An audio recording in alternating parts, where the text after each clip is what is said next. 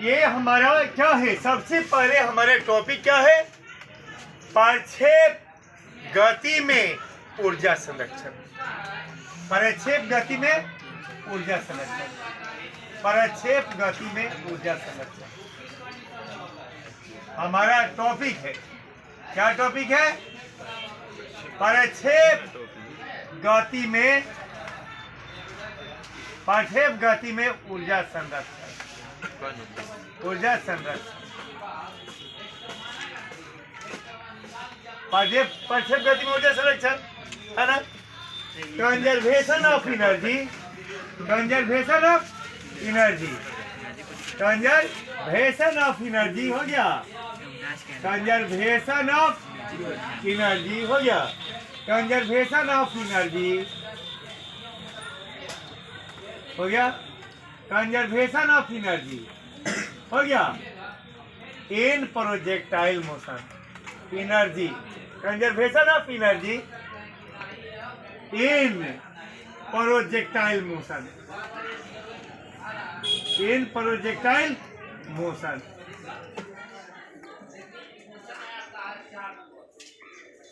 इन projectile motion हो गया। देखिएगा, प्रक्षेप गति में ऊर्जा संरक्षण, conservation of energy in projectile motion हो गया। आप देखिएगा, यहाँ पर मान लीजिए ये क्षैतिज तल ए बी है। ए बी क्या है? एक क्षैतिज तल है।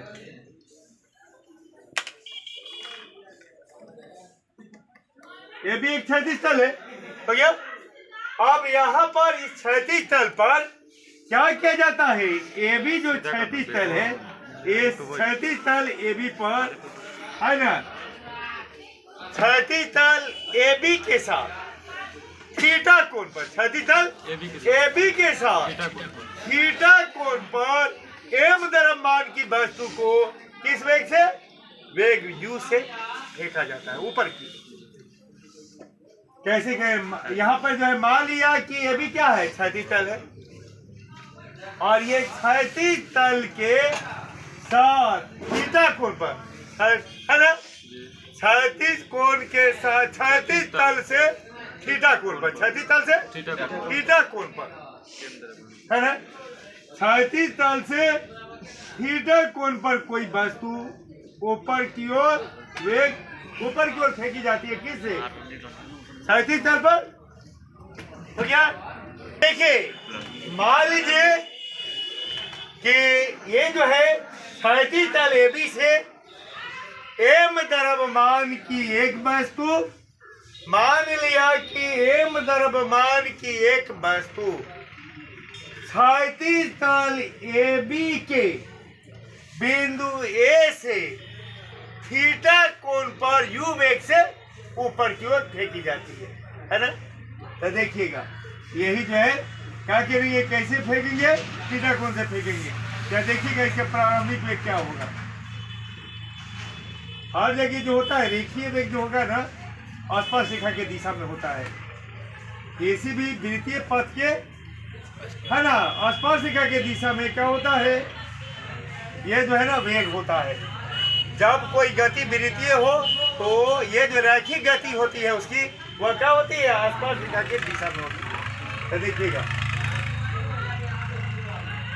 यहाँ पर मान ऐसे बोलेंगे कि मान लिया कि एम द्रव्यमान की कोई वस्तु क्षैतिज तल ए बी के बिंदु ए से थीटा कोण पर यू वेग से ऊपर की ओर फेंकी जाती है। या ऐसे सीधा बोलने के लिए और तरीका है, ऐसे बोलिए, इसको देखते जाइए और समझते जाइए। पहले यहाँ पर वेग यू लिख दीजिए, हो गया ना। और यहाँ पर पहले यहाँ क्या कीजिए?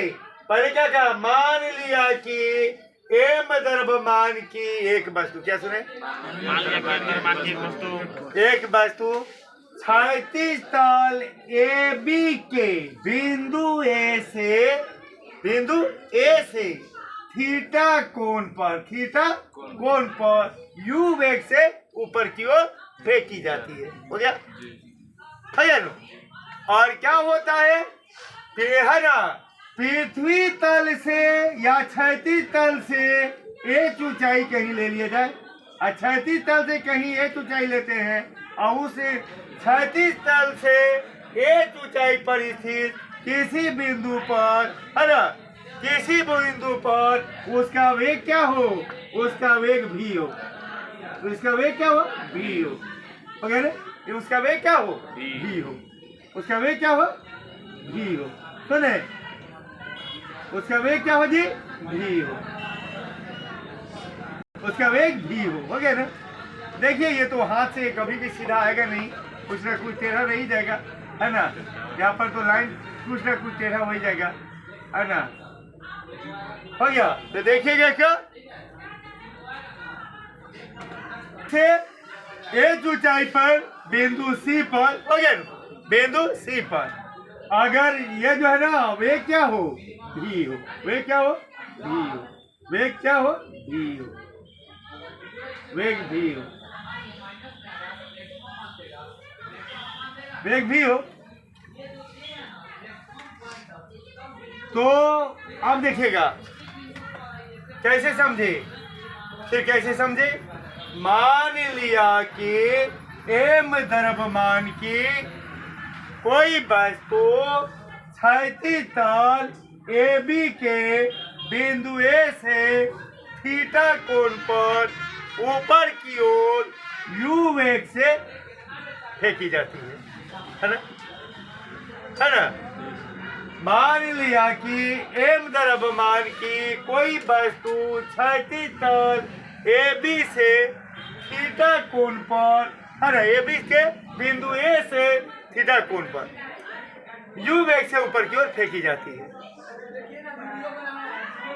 पृथ्वी तल से एक ऊंचाई पर, पृथ्वी तल से एक ऊंचाई पर किसी बिंदु C पर उसका वेग क्या है, v, जो क्षैतिज तल के साथ थीटा कोण अल्फा कोण बनाता हो, क्षैतिज तल के साथ अल्फा कोण बनाता हो गया ना, अल्फा कोण बनाता है, तो अल्फा कोण बनाता है तो ऐसे एड्रेस में क्या हो जाएगा, देखिएगा अल्फा कोण बनाता है, हो गया। अब देखिए क्या, अल्फा कोण बनाता हो गया।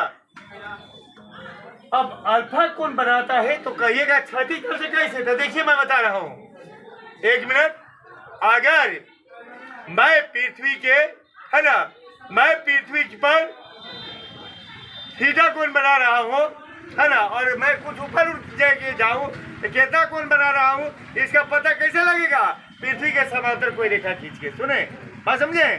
अब ये वस्तु तो गई है ना, यहाँ पर कितना डिग्री का कोण बना रही है क्षैतिज तल से, क्षैतिज तल के समांतर एक रेखा खींचेगी, सुने, और वस्तु की दिशा, वस्तु के जाने की दिशा, दोनों के बीच के कोण को बोलेंगे क्या, क्षैतिज तल के साथ बना कोण, हो गया ना। यानी कि वस्तु की गति यही ना, वस्तु का वेग इधर है, वस्तु का वेग इधर है और क्षैतिज तल के समांतर ये रेखा है, इस दोनों के बीच का कितना कोण हो गया, अल्फा, है ना। यानी कि जहां वेग उसका v है, उस वेग की दिशा जो क्या कर रही है, यानी कि क्षैतिज तल के साथ अल्फा कोण बना रहा है, हो गया ना। अब इन चीजों को तो मैं लिख भी दूंगा, इसलिए कि सिर्फ इतना लिखने से आपका काम तो नहीं चलेगा, इतना बोल देने से तो काम नहीं चलेगा, सारे बच्चे तो सुन के लिख नहीं सकते, तो लिख ले तो ज्यादा बेटर है। वीडियो का मतलब क्या होता है, ज्यादा बोलचाल ही, वीडियो का मतलब ये होता है, ऑडियो तो केवल साउंड होगा, वीडियो में क्या होगा, साउंड प्लस फिगर, और साउंड प्लस फिगर, तो साउंड प्लस फिगर, तो कहने का मतलब हर हाल में आइए तो साउंड का वैल्यू है, ऑडियो या वीडियो साउंड का वैल्यू है। फर्क यही है कि ऑडियो में आपको सिर्फ साउंड चाहिए, वीडियो में साउंड प्लस फिगर चाहिए, है ना। राइटिंग के बारे में तो कोई चर्चा ही नहीं, फिर भी मैं लिख देता हूँ प्रिपरेशन के एतबार से। चलिए यहाँ पर लिख देता हूँ कि मान लिया कि m द्रव्यमान की एक वस्तु पृथ्वी क्षैतिज तल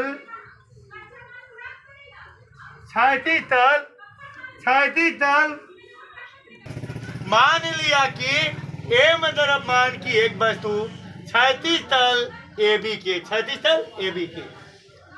बिंदु A से थीटा कोण पर u वेग से फेंकी जाती है, थीटा कोण पर यू वेग से फेंकी जाती है। हो गया? यू वेग से फेंकी जाती है ना? यू वेग से ऊपर की ओर फेंकी जाती है, यू वेग से ऊपर की ओर फेंकी जाती है, यू वेग से ऊपर की ओर फेंकी जाती है ना? यू वेग से ऊपर की ओर फेंकी जाती है ना? क्लियर? अब चलेंगे क्या? यहाँ देखो बेटा, यहाँ निकाय की कुल ऊर्जा, निकाय की बिंदु भी लिख देना, बिंदु ए पर निकाय की कुल ऊर्जा, बिंदु ए पर निकाय की, हो गया, निकाय की कुल ऊर्जा, बिंदु ए पर निकाय की कुल ऊर्जा, तो बिंदु ए पर निकाय की कुल ऊर्जा तो E1 हो जाएगा। I1 बराबर क्या हो जाएगा? EK1 प्लस EP1, EP1 हो जाएगा। अब देखिएगा EK1 प्लस EP1, हाँ जी। अब देखिए EK1 तो यानी कि गति ऊर्जा, और गति ऊर्जा बराबर होता है हाफ, अब वस्तु का द्रव्यमान तो m हो गया, और गुने वेग तो प्रारंभिक वेग क्या है? u है, तो u स्क्वायर हो गया।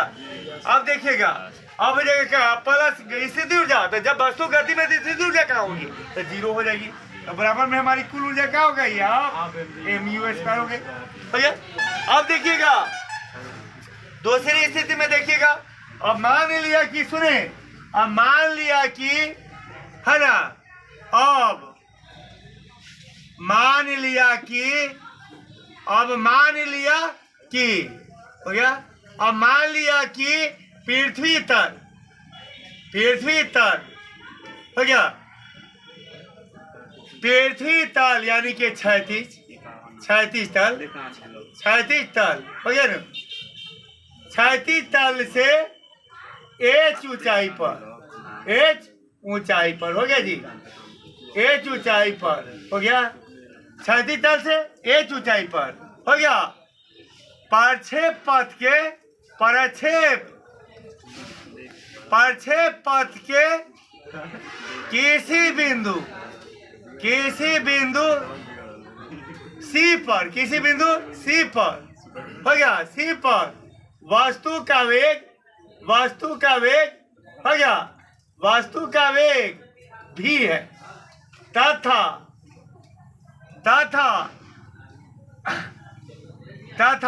क्षैतिज से, तथा वेग,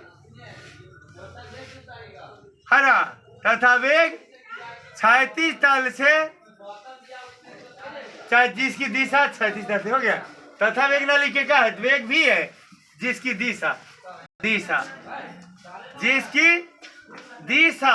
हो गया, जिसकी दिशा क्या है? क्षैतिज तल से क्या है? जिसकी दिशा क्षैतिज तल से क्या है? सुने, अल्फा है, हो गया ना, अल्फा कोण पर है, जिसकी दिशा क्षैतिज तल से अल्फा कोण पर है, अल्फा कोण पर है ना, अल्फा कोण पर है ना, हो गया जी। अब देखिएगा, ऐसे स्टेज में ध्यान दीजिएगा कि वस्तु पर क्या होगा? वस्तु पर इस स्थिति में वस्तु पर क्या होगा? इस स्थिति में वस्तु पर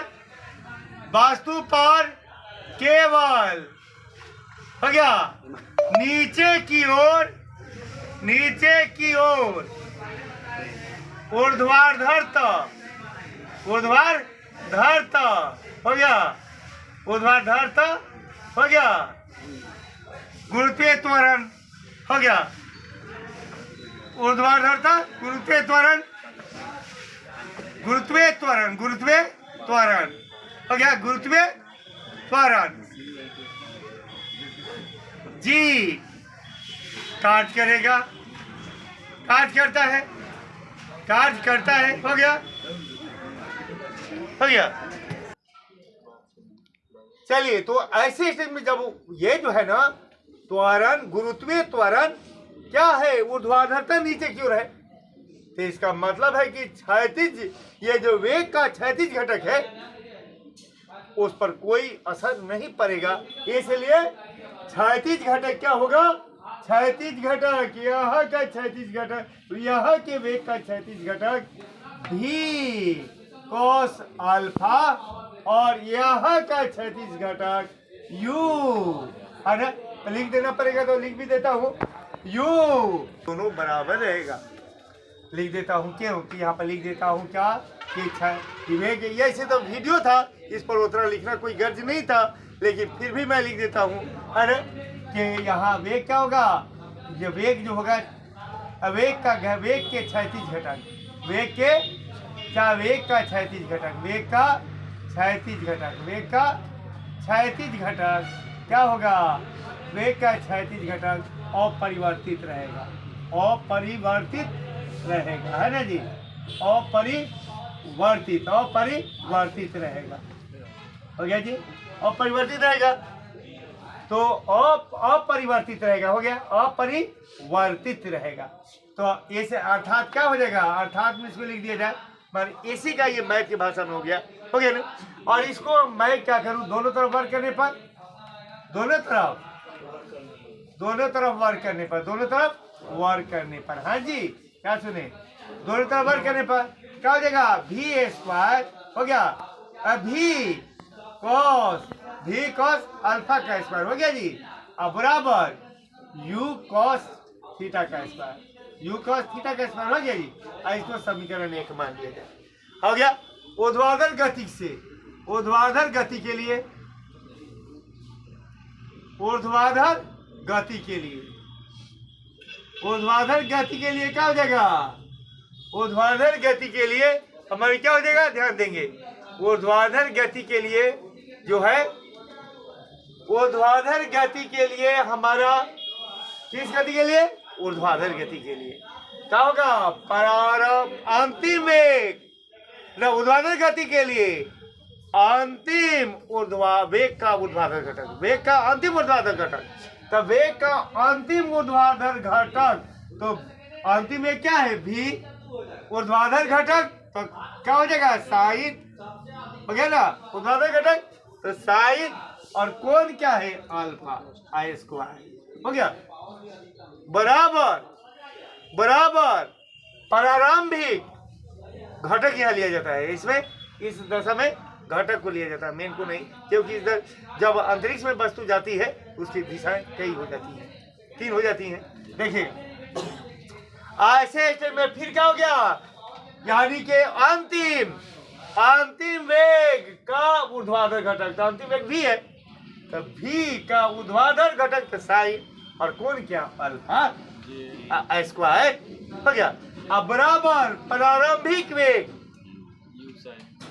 के घटक स्क्वायर, तो प्रारंभिक वेग तो यू और साइन हो गया जी, साइन और थीटा हो गया का स्क्वायर, अब +2 फॉर्मूला का, यहाँ नहीं क्योंकि वस्तु ऊपर जा रही है तो क्या होगा, गुरुत्वीय त्वरण के उल्टा जा रही है, इसलिए क्या होगा, माइनस का प्रयोग होगा, माइनस हो गया, ए तो एक जगह क्या लगेगा, 2ax होता है ना, तो एक जगह जी लगेगा, हो गया, और है ना जी लगेगा ना, और उसके बाद से क्या होगा, ऊंचाई, तो ऊंचाई क्या होगा, या दूरी, तो h, दूरी क्या है, h हो गया ना, और इसका स्क्वायर हो जाएगा, नहीं सॉरी इसका स्क्वायर नहीं होगा, किस है, ये सूत्र से देखिएगा, कौन सूत्र से हिला है, भी स्क्वायर बराबर यू स्क्वायर प्लस 2ax हो गया ना, आई बस 2ax से, आजकल तो x लग रहा है, पहले s लगता था, है ना, आई बस में यही सूत्र पर इसको फिट किया, कोई दिक्कत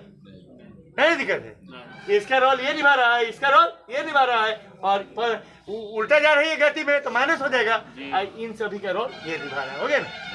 देखोगे इसको क्या करेंगे, समीकरण 2 मान लेंगे, क्या मानेंगे, समीकरण 2, समीकरण 1 तथा 2 को जोड़ने पर क्या सुने, समीकरण 1 तथा 2 को जोड़ने पर, समीकरण 1 तथा 2 को जोड़ने पर हो गया, समीकरण 1 तथा 2 को जोड़ने पर, तो देखो बेटा बाएं को बाएं के साथ जोड़ेंगे, तो बाएं वाला क्या हो जाएगा, भी कॉस अल्फा का स्क्वायर हो गया जी, इधर का बाएं क्या हो गया, भी साइन अल्फा का स्क्वायर हो गया जी, बोलो ना, इसका दाहिना यू कॉस, है ना, यू कॉस थीटा का स्क्वायर, यू कॉस थीटा का स्क्वायर, अब प्लस इसका दाहिना क्या हो गया,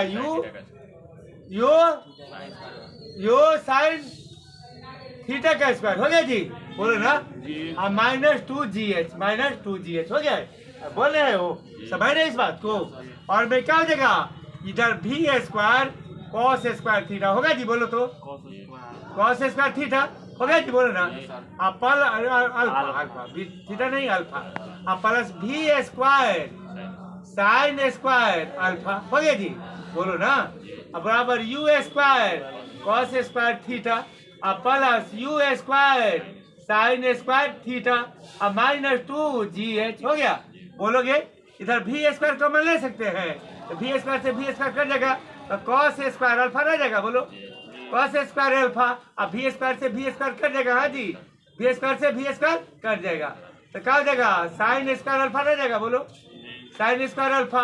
अब बराबर में क्या हो जाएगा, इधर जो है हमारा यू स्क्वायर, हाँ जी, कॉमन हो जाएगा, तो कॉस स्क्वायर थीटा अब प्लस फिर स्क्वायर सी स्क्वायर कर देगा, तो साइन स्क्वायर थीटा हो जाएगा, अब -2 GH रह जाएगा, बोलो। और में देखोगे, और में क्या हो जाएगा, भी स्क्वायर के भी स्क्वायर रह जाएगा, आज दोनों के बीच कुछ नहीं गुना, और sign square theta plus cos square theta बराबर 1 होता है, अल्फा यहाँ पर थीटा नहीं alpha, sign square alpha plus cos square alpha, सुने जी, साइन स्क्वायर अल्फा और प्लस कॉस स्क्वायर अल्फा, हाँ जी, क्या सुने, sign square alpha sign square alpha sign square alpha plus cos square alpha बराबर 1 होगा, बोलो। यू स्क्वायर के यू स्क्वायर दोनों के बीच में नहीं गुना, sign square theta plus cos square theta का मान 1 होगा, -2 GH होगा, बोलो। और में क्या हो जाएगा, भी स्क्वायर से 1 में गुना होगा, भी स्क्वायर हो जाएगा, बराबर यू स्क्वायर से 1 में गुना होगा, यू स्क्वायर और -2 GH हो जाएगा, बोलो हो जाएगा। इसको है ना, इसको समीकरण मान के अब हम क्या करेंगे, पहले उतार लीजिए आप लोग। बिंदु सी पर निकाय की कुल ऊर्जा, तो कुल ऊर्जा E2 और E2 बराबर क्या होगा, E2 बराबर हो जाएगा EK2 और प्लस EP2, यानी कि गति ऊर्जा 2 और स्थिति ऊर्जा 2 बराबर क्या हो जाएगा EK2 बराबर क्या हो जाएगा, यहाँ EK2 तो यानी कि हाफ, उसके बाद से क्या होगा द्रव्यमान m आवेग तब भी का स्क्वायर और प्लस क्या हो जाएगा भार, इसके लिए स्थिति ऊर्जा के लिए भार, तो भार हो जाएगा क्या mg, भार mg और गुने ऊंचाई थे बराबर में हो जाएगा क्या, हाफ के हाफ रह जाएगा, m के m रह जाएगा, भी स्क्वायर का मान मैंने लाया था यहाँ, भी स्क्वायर का मान मैंने निकाला था इतना, वो डाल दिया, प्लस के प्लस mgh के mgh बराबर में क्या हो जाएगा, हाफ m से यू स्क्वायर में गुना होगा, हाफ m यू स्क्वायर हो जाएगा, हाफ m से 2gh में गुना होगा, तो हाफ m इंटू 2gh हो जाएगा, अब प्लस के प्लस mgh के mgh। अब क्या हो जाएगा, हाफ m यू स्क्वायर अपनी जगह पर आएगा, ये 2 से 2 कट जाएगा, 2 से 2 कट जाएगा, mgh बच जाएगा, अब प्लस mgh के mgh रह जाएगा। अब क्या हो जाएगा देखिएगा, इसलिए E2 बराबर हो जाएगा हाफ mu स्क्वायर, और निकाय की कुल इस प्रकार क्या मिला, क्या रहा है हमारे जो मिला, इसलिए E2 बराबर हाफ mu स्क्वायर, इसलिए E1 बराबर क्या हो जाएगा E2, और में क्या हो जाएगा निकाय की कुल प्रारंभिक ऊर्जा बराबर निकाय की कुल अंतिम ऊर्जा, अतः निकाय की कुल ऊर्जा संरक्षित रहती है। If you like my video, please subscribe my channel and press the bell icon. If you have problem, write a comment in comment box. Thanks for watching my video.